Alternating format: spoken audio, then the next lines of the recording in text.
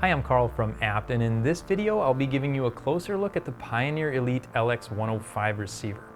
This one falls into kind of the upper middle price point for a standard AV receiver, and it's a terrific option for someone looking to build a great sounding system that's also future-proof.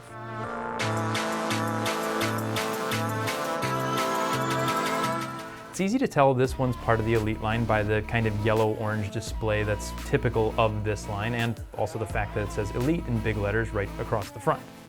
For anyone with the space restrictions, this one is 17 1/8 inches wide, 6 13/16 inches high, and 14 9/16 inches deep. It also weighs in at 21.6 pounds, so just be sure that whatever shelf this winds up on can support that weight. Other than the color of the display though, there really isn't anything that stands out design-wise on this. It's got the typical input and volume dials to the right and left of the display, and at the bottom are a 1/4 inch headphone jack, a jack for the included setup microphone to optimize your speakers to the room, a USB input for easy access to plug in a thumb drive, and a 3.5mm input for connecting an analog audio source like an old cell phone or an iPod. The rest of the buttons on the front are for shortcuts and for navigating the receiver without the remote. Now, speaking of the remote, it has almost an identical set of controls to what you'd find on the front of the receiver. There's also some added flexibility that you can take advantage of by downloading the Pioneer Remote app onto your iOS or Android device. Even if you don't plan on using the app, it's still not a bad idea to have just in case you ever misplace that remote.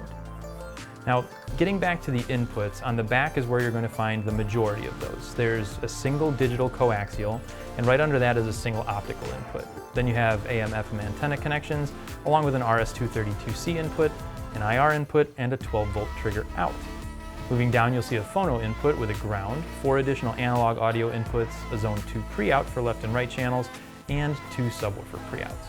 Now, moving back to the top is where you're going to see all of your HDMI connections. There are 2 outputs, with one having an enhanced audio return channel, and then inputs 1 through 3 are HDMI 2.1, which lets you take advantage of next-gen gaming features like variable refresh rates and auto low latency mode. Plus, they can accept an 8K signal up to 60 Hz as well as 4K up to 120 Hz.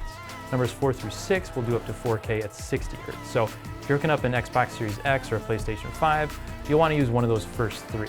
Next to all of those are an Ethernet port and another USB input, plus this has Wi-Fi and Bluetooth built in for some wireless connections.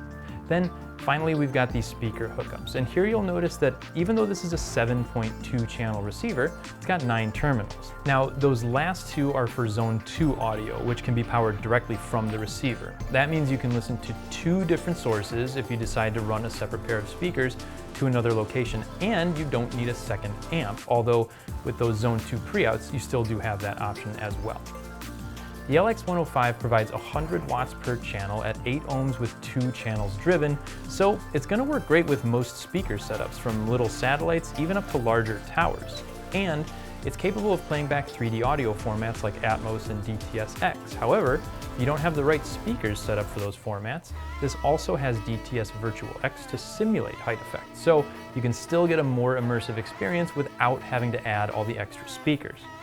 For video pass-through, it'll support formats like HDR10+, HLG, and Dolby Vision.